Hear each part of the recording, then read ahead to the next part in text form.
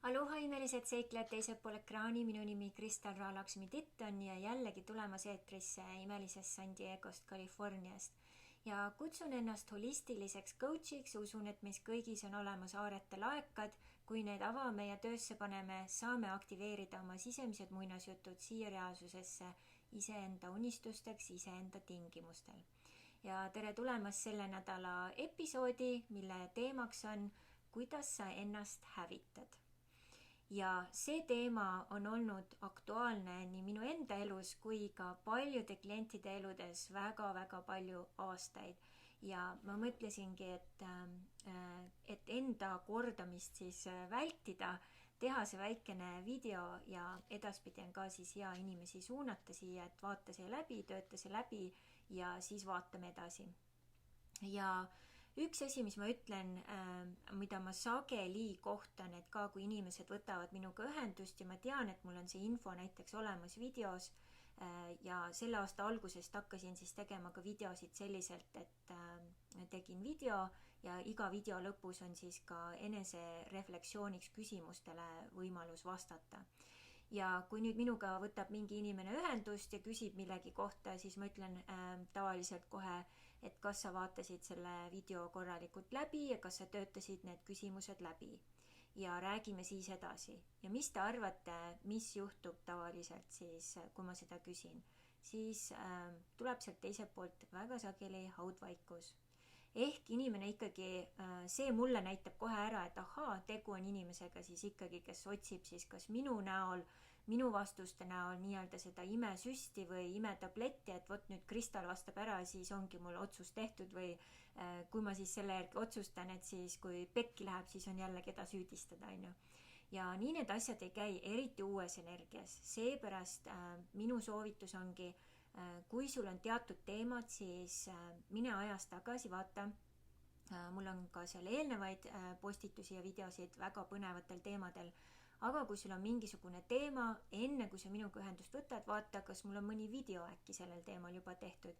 Ja võib-olla sa saad juba sealt need vastused kätte. Kui sa saad need vastused sealt kätte, siis ikkagi oleks väga hea, kui sa võtad ka minuga ühendust ja ütled mulle, Kristal, aitäh, sinu video aitas mind. Sest vastasel juhul ma ei teagi, et minu videod teevad nii-öelda siis tasuta coachingu tööd seal nii-öelda siis interneti avarustes. Nii et see on ka siuke lahe traditsioon, mida võiks siis harrastada. Ja selle teemaga olen ma ise hästi kaua aega vaeva näinud ja nüüd ma toon välja siin hästi lihtsalt 3-4 punkti, kui sa need töösse paned, ma garanteerin, sinu elu muutub võimalusel isegi täiesti üleöö. Ja enese hävitamine on kaasa tulnud vana aja energiatega, vana aja mustrite, kollektiivteadvuse ja selliste toimetamistega, mis tänasel päeval uues energias, kui meil siin on siis indigo, kristall, kuldenergiad, ei toimi väga hästi. Ja nüüd ongi hästi huvitav näha näiteks ka minu enda poja peal, kes ühel hetkel oli väga nii-öelda omadega segaduses, et mis edasi, kuidas edasi. Läks Coca-Cooli, oli seal mõned kuud ära ja sai selgeks, et see ei ole minu asi, et see ei ole minu tee ja lõpetas selle Coca-Cooli siis, jättis pooleli. Ja vanas energias mõtlen, kui mina oleks nii-öelda sealt sekretäri koolis lihtsalt mõelnud, et mulle ei meeldi see, et on pooleli, see oleks isegi kõne alla tulnud. See oli küll aastaid tagasi, on ju, aga ikkagi, et ajad on muutunud, võimalused on teised, meie vajadused on teised, nii edasi. Nii et sellega seoses ka selline huvitav mõttekoht. Ja nüüd esimene punkt, kuidas sa saad ennast üldse hävitada, on see, kui sa ei ole teadlik. Ja mida see teadlik minu jaoks üldse tegelikult siis sõnana tähendab? Teadlik tähendab seda, et ma olen võimeline astuma nii-öelda siis iseendast välja, olema see kõrvaltvaataja, selgeks saama, et ahaa, näed, Kristal, siin sa teed seda mustrit või siin sa kordad seda sõna või siin sa teed seda ikka vale moodi. Ja sellest hetkest, kui ma hakkan midagi tähele panema, on minu teema teadvustatud ja sellest hetkest ei saa see teema enam uuesti samal kujul korduda, sest ma olen tal nii-öelda siis sabast kinni saanud. Ja siin ongi meie kõigi kohustus tegeleda iseendiga nii palju ja kui meil ei ole ise seda võimet selleks kõrvalt vaatajaks või tunnistajaks saada oma teemade asjadega, kindlasti pöörduda kellegi poole, kes välises maailmas saaks olla selleks siis peegeldajaks või terapeudiks või toetajaks või coach'iks siis, et need teemad endale selgeks saada ja välja selgitada, et sageli on need ka hästi varjatud kujul. Et inimene, kes on täiesti teadlik, ei saa endale haiget teha ega ka ennast hävitada.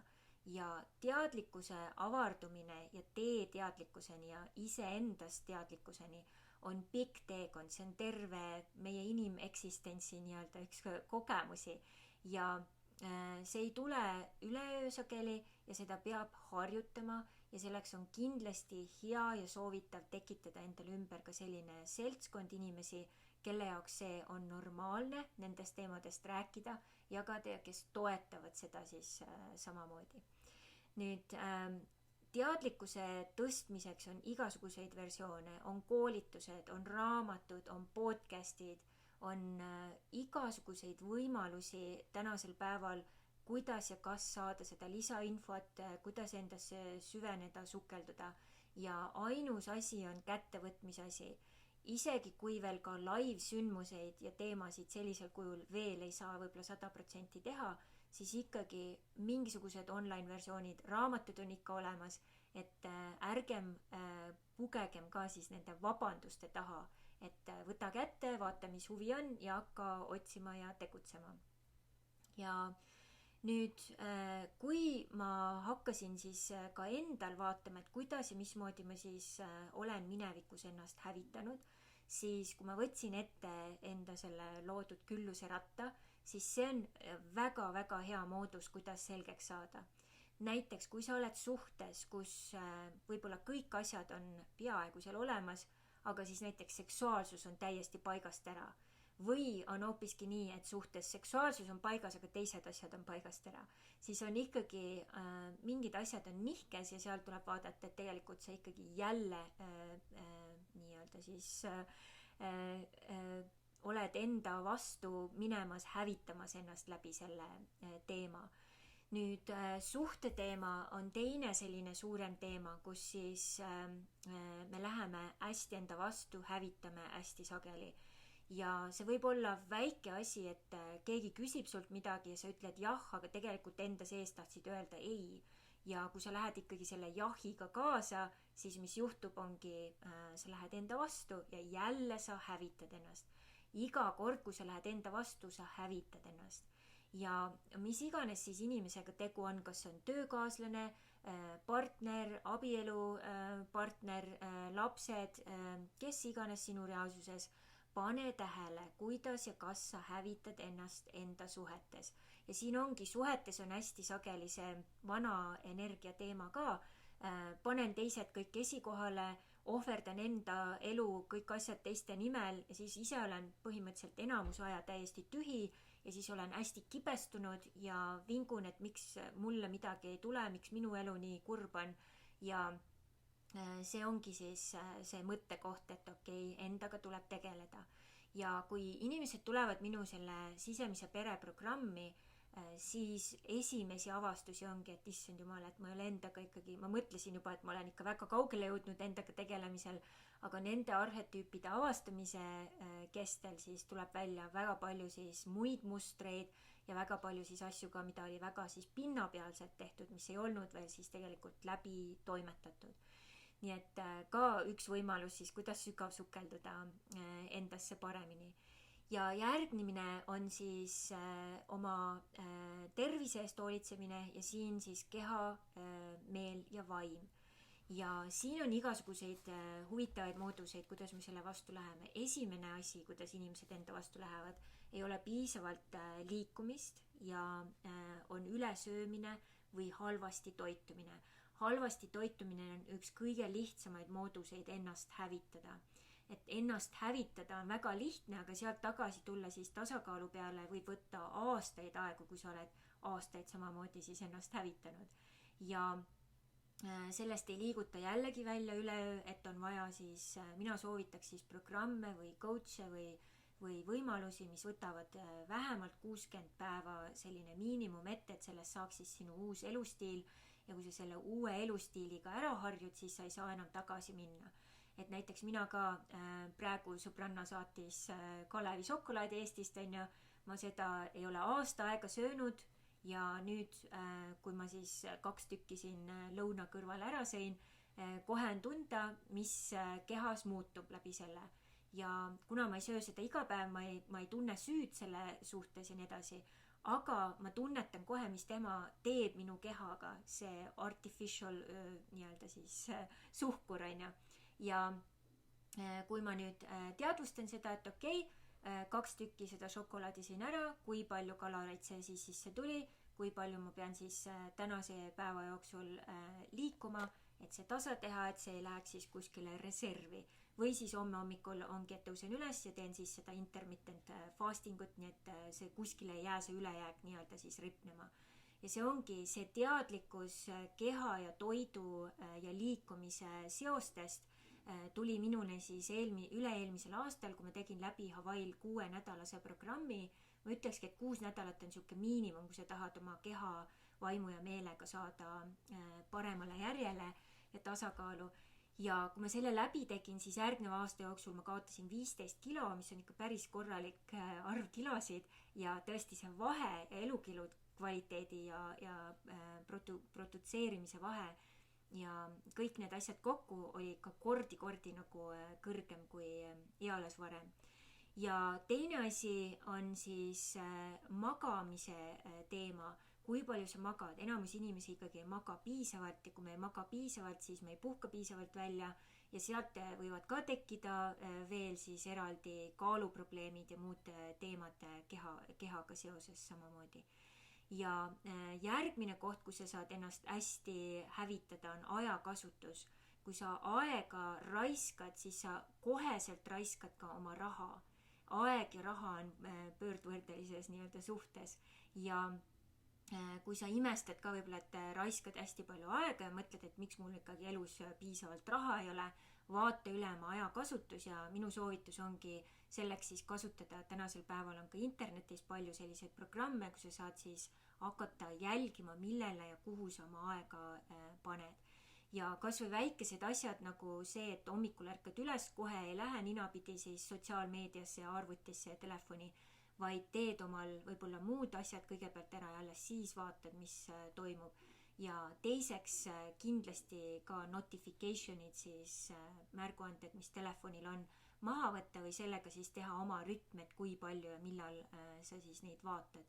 Et saad ka ikkagi süveneda mingite asjadega siis sügavamalt ühele poole jõuda. Ja teine asi on prioriteedid, et kui prioriteedid on täiesti paigast ära, siis muud asjad samamoodi hullud saavad kannatada.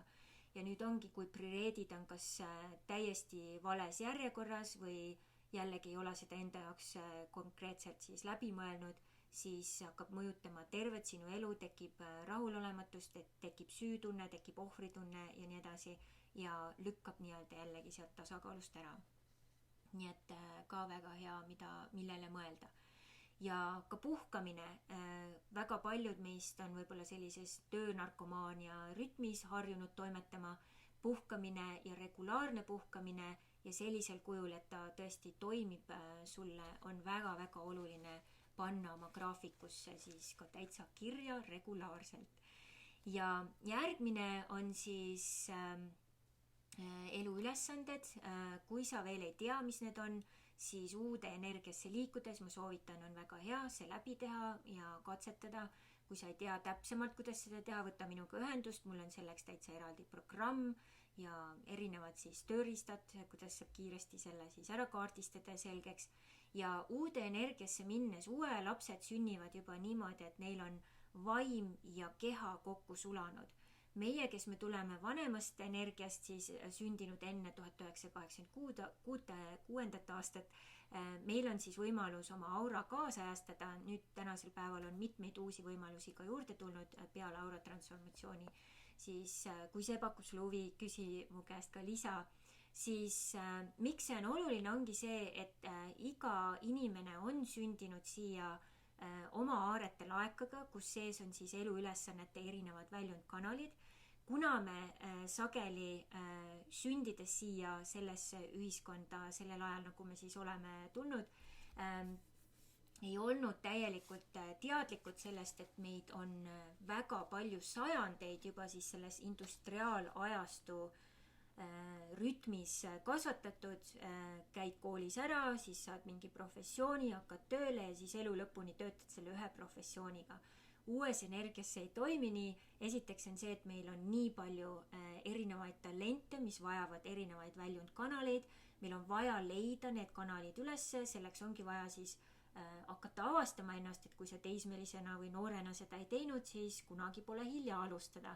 Kas siis minna erinevatele koolitustele, online koolitused, live koolitused, retriidid, mis iganes võimalused on, võtta need kätte ja ette ja hakata nii-öelda siis toimetama.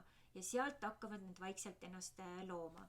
Ja ma panen siia alla ka oma väikese artikli, kuidas mina oma eluülesannete siis avastamisega 13 viimast aastat just olen väga aktiivselt tegutsenud, et saad sealt võib-olla siis ka inspiratsiooni. Ja nüüd, kui miks on see eluülesande teema, siis kuidas see on seotud siin selle enesehävitamisega?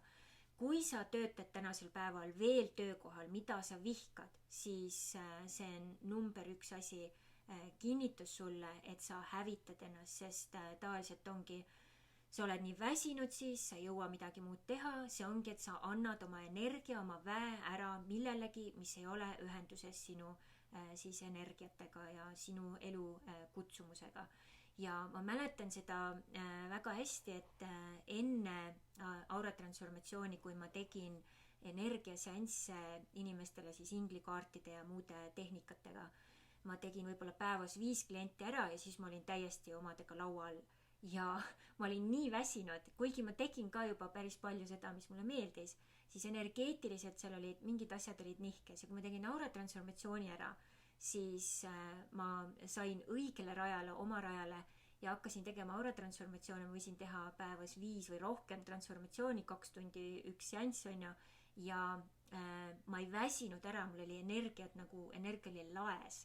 Ja see ongi sulle indikaatoriks, et eluülesande sa oled leidnud selle õige kanali üles ja nüüd sinu ülesanne uues energias ongi siis panna need erinevad kanalid erineval aegadel tööle, üks kanal kaob ära, mingit probleemi ei ole, sest teised kanalid jooksevad ikkagi jätkusuutlikult toodavad siis, mida vaja on. Ja see on tuleviku võti, et kui sa tahad jätkusuutlikku tulevikku luua, õnnelikku tulevikku, külluslikku tulevikku, uue aja tulevikku, siis ilma sellest mööda ei saa üle ega ümber. Et soovitan seda väga põhjalikult uurida, sellega tegeleda. Ja nüüd kõige lõpetuseks ongi raha ja küllus ja enda hävitamine ka raha ja küllusega on täiesti võimalik. Kas või see, kui sa töötad valel töökohal, siis sa kindlasti ei saa piisavalt küllust ja seetõttu hakkad siis ka piirama oma elu ja oma võimalusi. Ja kui sa usud, et nii need asjad käivadki, siis kuna maailm on peegel, nagu Vadim Seeland ütleb, siis väline reaalsus peegeldabki seda ja täpselt seda sa siis ka saad. Kui sa ütled, mul ei ole piisavalt raha, et seda või teist endale lubada, väline universum peegelpilt ütleb siis, et kuna kujund seda ütles, siis okei, teeme siis nii, et sellel inimesel ei ole piisavalt raha ja ta ei saa endale seda lubada, sest ta usub, et nii see asi nii-öelda on. Nii et selle koha pealt siis vaata enesehävitamise teemad läbi ja tõsta oma teadlikkust, käi läbi siis külluse ratta siis teemad ja sa saad kerge parema ülevaate, kus nii-öelda siis need erinevad kaikad siin on pandud ja kui sa vajad selles siis välistabi, anna teada ja vaatame siis üle, kuidas saame koos sellega siis toimetada.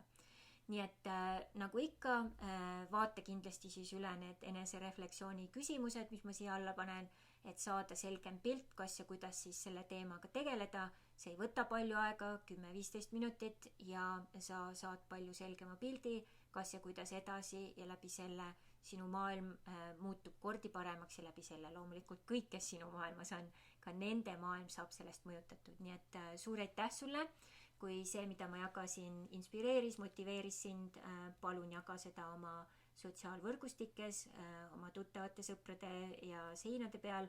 Ja kui sul on siis soovi minuga koostööd teha, kas siis väikese igakuise online grupiga, mille nimi on Kristan Ra meistriklubi, või siis sukelduda sisemise pere programmi, anna teada või muul moel, siis olen olemas. Ja kui sul on ka soovi muul moel koostööd teha, ole alati julge küsima. Nii et kõike paremat, kohtumiseni juba järgmisel korral. Mahalo!